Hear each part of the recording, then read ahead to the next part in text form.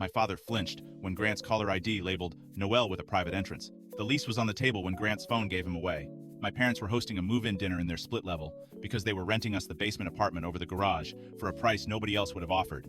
Cheap rent, separate entrance, 6 months to save, then maybe a townhouse. Grant had been touchy for weeks because I kept bringing up Noelle. Noelle grew up with his family and got described so often as basically a sister that the phrase had started to feel rehearsed. She was also suddenly everywhere.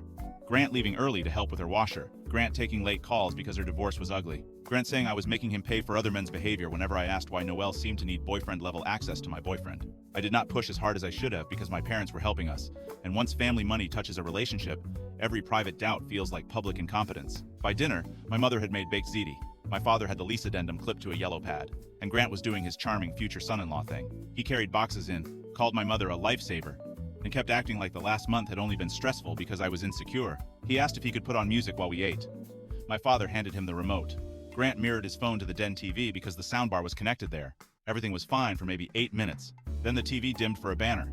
Incoming call. Noelle's side door. Nobody spoke. Grant lunged for his phone so fast he nearly knocked over his glass.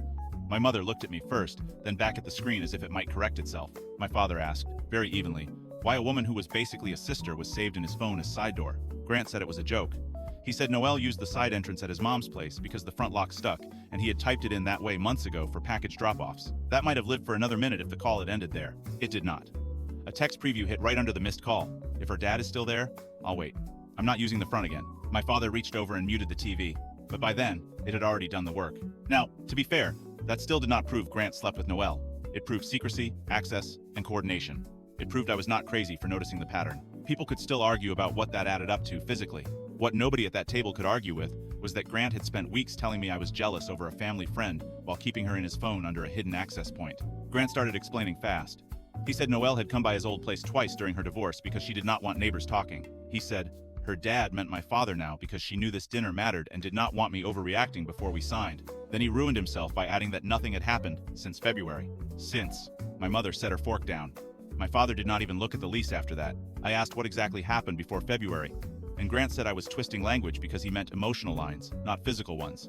That answer did not help him with my parents. My father slid the lease packet back into the folder and said he was not handing keys to a man who needed side door categories for women he called family. My mother asked whether Noelle knew about the apartment already, because she sounded very sure of the entrances. I told Grant he could leave the boxes in the driveway and explain the timeline somewhere else. Maybe he only blurred boundaries and let them look filthy. Maybe my parents reacted like landlords instead of parents because money was involved, but the consequence still landed right there. We did not sign. He did not get keys. My father locked the deadbolt and said, harmless people do not need secret door names. That was enough.